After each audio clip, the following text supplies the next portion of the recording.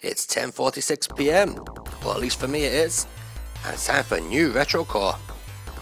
And kicking off this week's show, we've got a look at They Used to Do It Like This Back Then. Hellfire for the arcade and Sega Mega Drive. Now, I am aware that there was a PC Engine CD-ROM version of this game, but unfortunately I don't have that game or the PC Engine, so I'll have to make do with the Mega Drive version. So we got the Mega Drive on the left and the arcade version on the right. Now straight away you can see that the arcade version has a better looking background, or at least so far it has. But the Mega Drive's main graphics seem to be a lot more rounded and a lot more detailed. Quite surprising really. A 16-bit home conversion, better than the arcade machine it was based on.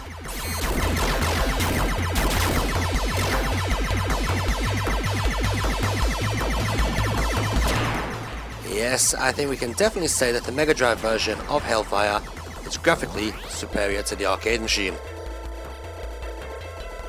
Not surprising really, considering NCS Messiah did the conversion. NCS Messiah being one of the unsung heroes of the 16-bit and even 8-bit generation of gaming.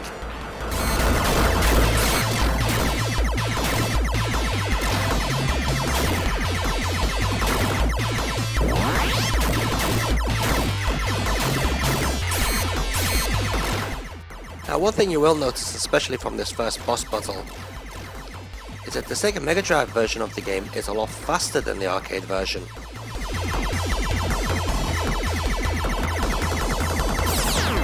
Making the game extremely tough. Yes, the arcade version is a bit difficult, but the Mega Drive version is vastly more difficult.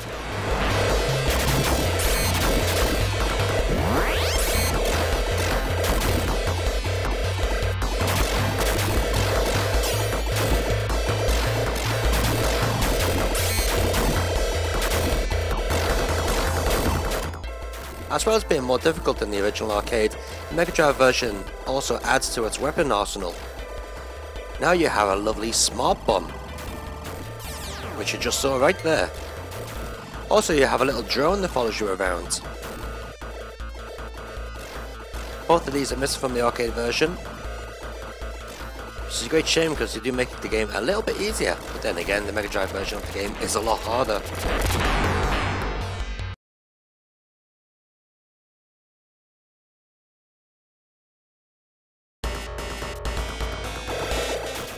Another thing to point out is on the arcade version, when you die, you just continue from where you died.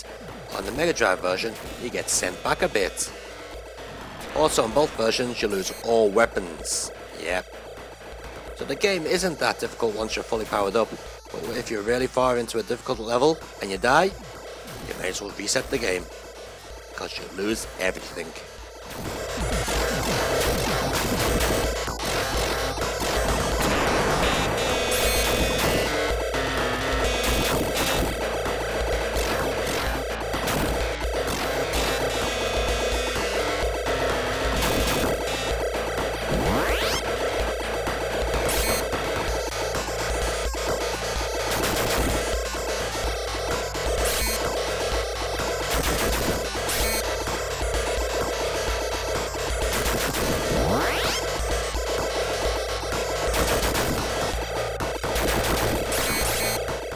So I should point out that the audio you're listening to is actually taken from the Mega Drive version of the game.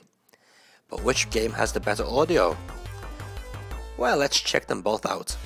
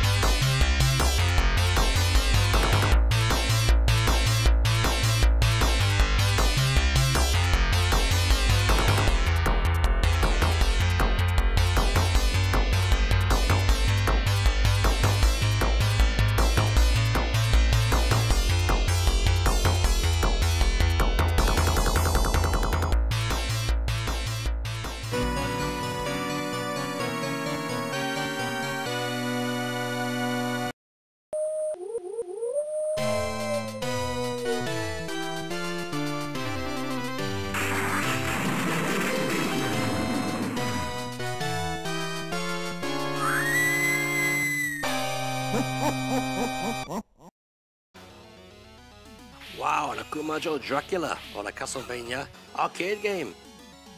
You're thinking this is going to be excellent, aren't you? Well, unfortunately, no, it's not. It's a bit on the shitty side, to be honest. Now, considering its age, it does look a bit on the poor side. You know, 1988.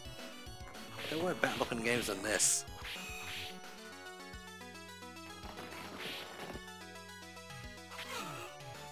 As we know, games are not all about looks, they're all about gameplay.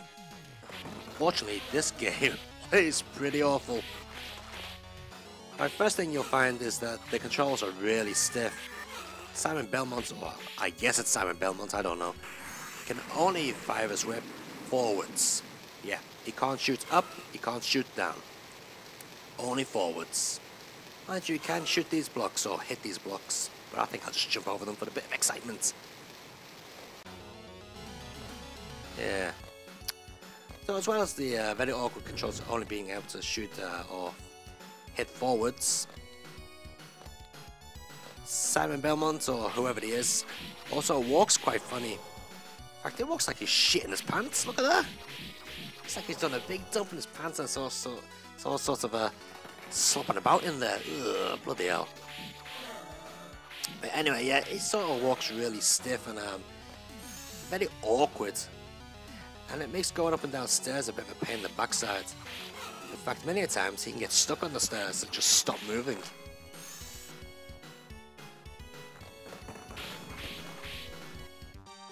But like in all good Castlevania games, you do get weapons to throw, as well as your standard whip.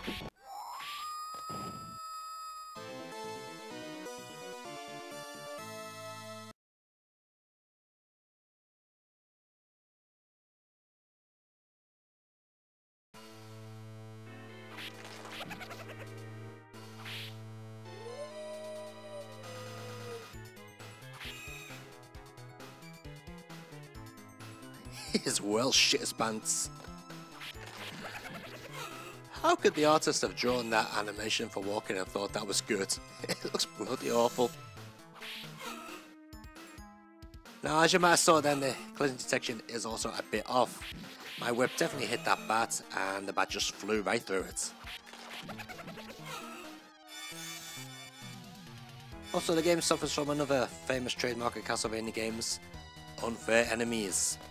Yep, those bloody bats can knock you right off a platform to your doom. Yeah. You be in the mid-jump, along comes a bloody bat, into the hole you go.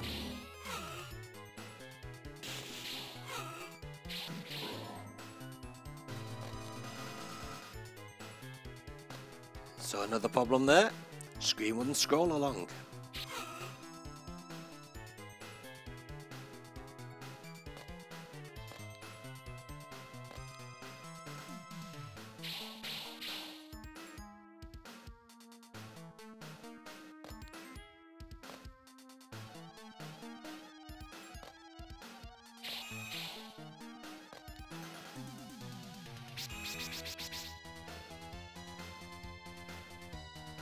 Another weird thing I found about this Castlevania game is when you die, it sort of has the tendency to make you continue from near the beginning of the level with only half the energy at sometimes. But for some reason this time I've now got full energy. Very strange.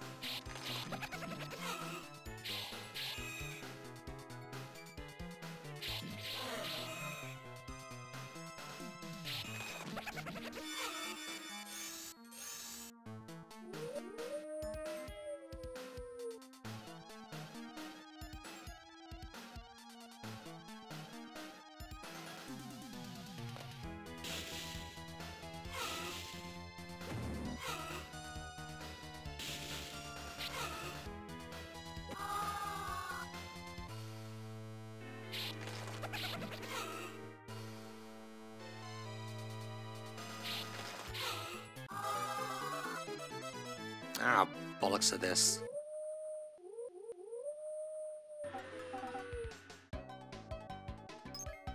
Oh, good old Ranma, one of my favourite animations from the 90s. So today we're going to take a look at all the Ranma games for the Super Famicom. Or well, when I say all the Ranma games, I mean all the fighting games. There is actually an RPG and a puzzle game. But we're just going to look at the fighting games. So first off is the very first Ranma fighting game, which personally I really do enjoy. The game runs in the Super Famicom's highest resolution, which looks very nice in real life. And it comes to us from NCS Messiah.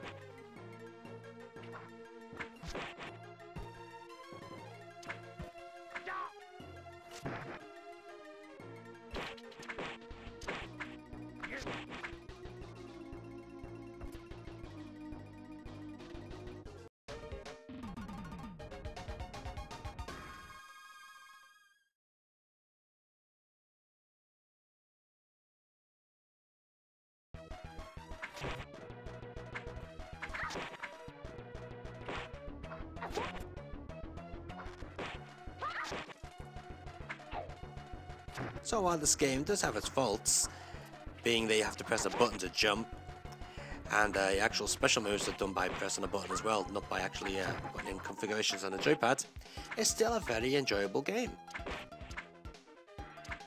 And it has bonus rounds, remember them?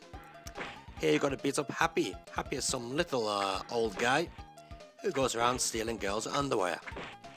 As you can see, when you kick him, he drops a pair of pants or bras or something.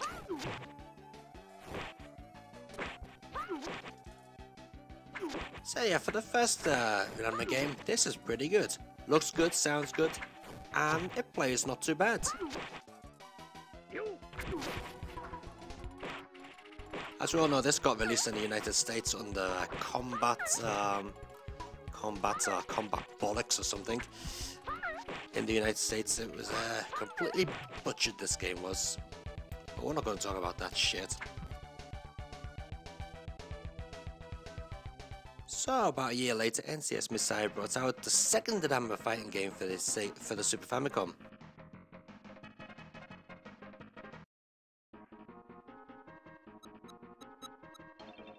Unlike the first game though, you can now choose more than just male and female Ranma. And you have a little bit of a story as well.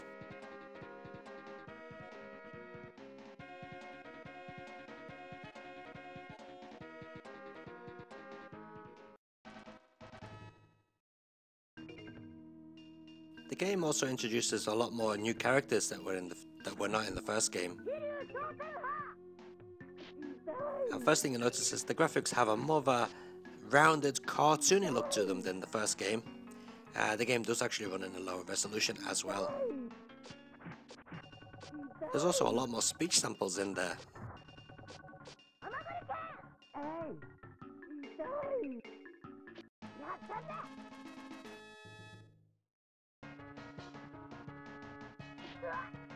Unfortunately, it's still press a button to jump in this game, and the special moves can be a little bit difficult to get out, nowhere near as easy as the first game. But still, it's an enjoyable beat 'em up. And it does look quite pretty.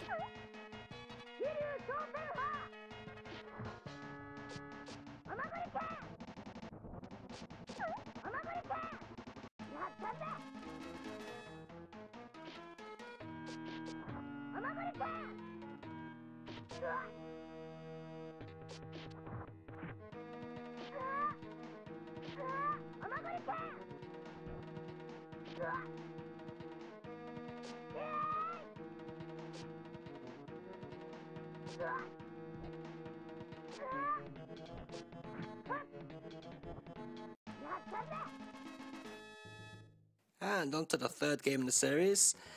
This one doesn't seem to be produced by NCS Messiah. In fact, I'm not too sure who programmed this game. Although it does say it's released by Remixsoft. Who knows? Okay, first thing you'll notice is there are a lot more characters to choose from than the first and second game. And again, like the second game, this game also features a story mode.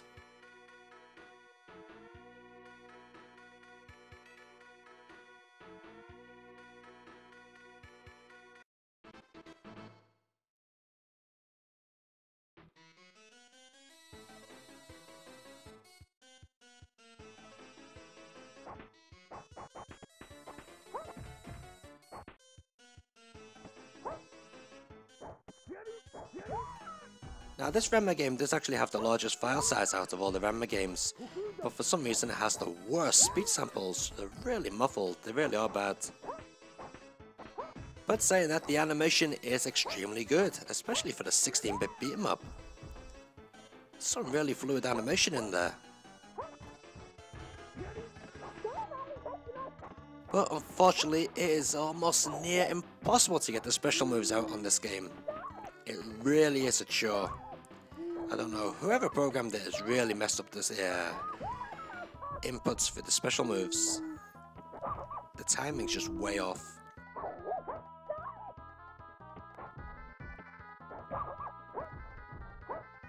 As well as normal special moves, you also have a rage attack, which is activated by taunting the enemy, and then your energy bar will flash, and when it's flashing you'll be able to pull off your special rage attack.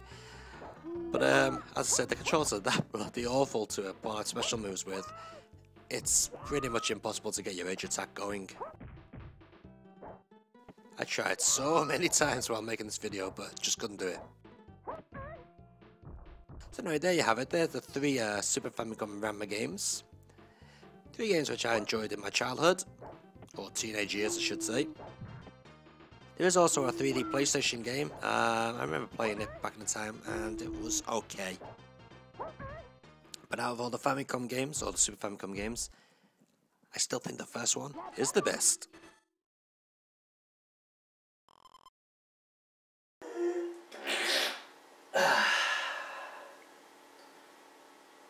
That's the shite of the week.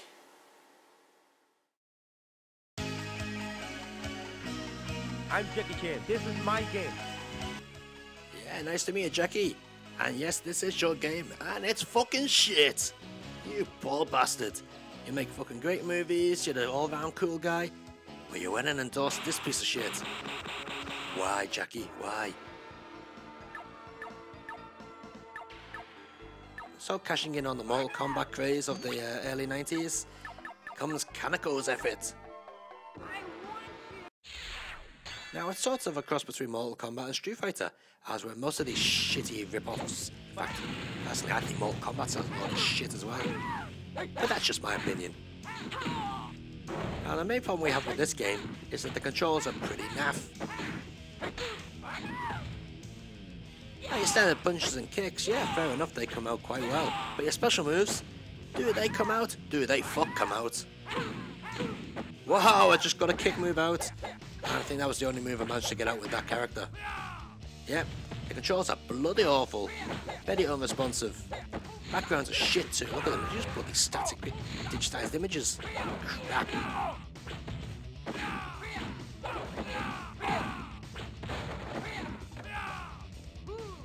Whoa, check out the animation. Here we go with one of the fatalities. What's he gonna do? Hang on, he stuck my head in the floor. Wow. You smug bastard, you.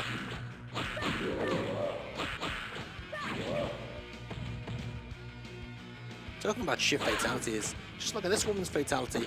It's a bloody joke. A joke? The fuck am I fighting? That's a joke.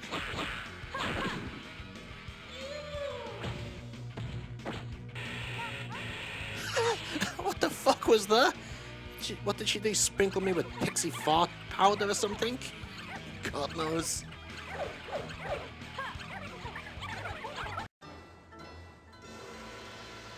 Yeah. Come on, Jackie, this is one of your worst career decisions you've ever made. Come on.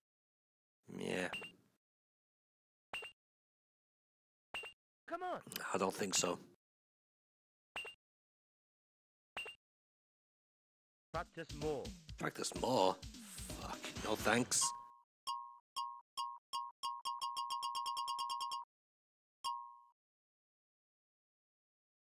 Better known as mystical fighter in the West, this is Maou Renjishi for the Sega Mega Drive. Another one of Taito's classic arcade Mega Drive conversions with graphics that look like shit. Yep, you would seriously think that this game was an 8-bit game. Looks bloody awful. But despite that, this game has a massive cult following in Japan. And to buy the original cartridge, you will have to spend quite a pretty penny. It's not that cheap.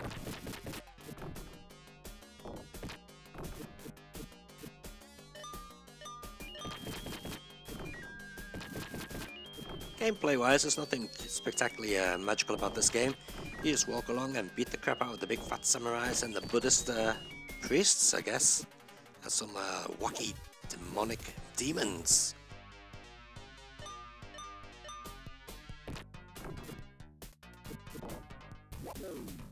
Special move wise, well, there are none. You just sort of push forward twice to dash, and you can do a rolling attack while you're dashing. You got a punch and sort of a flying kick. Nothing special really. Oh, you can grab people and spin them around.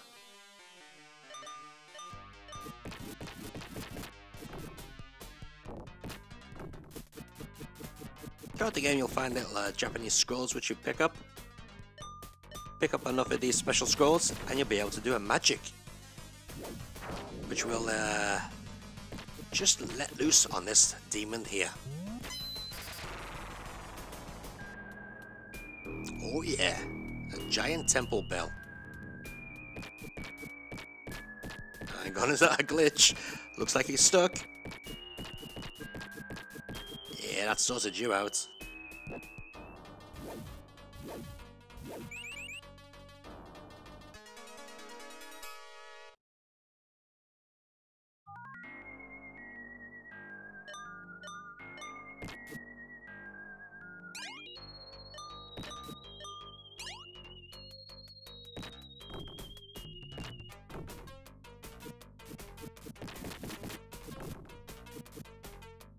Now, while the graphics in the game are pretty awful, the music is pretty decent, especially for an early-ish Mega Drive title.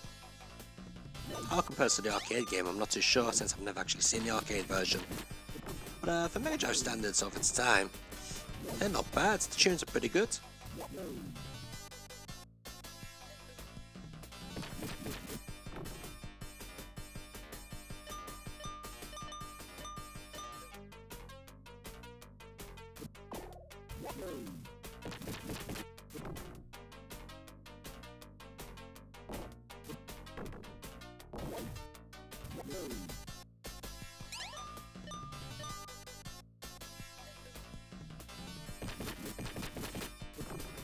Oh, bloody hell, look at that! A purple sumo. That's pathetic, man. What should we do for a different enemy? Oh no, let's just colour them in different colours. Yeah.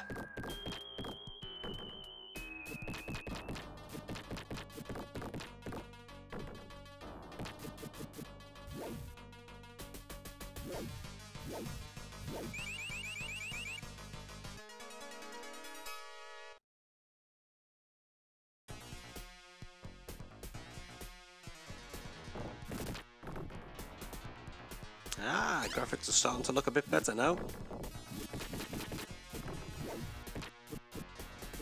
You can see here we've got a fan on the floor, which is pretty useful.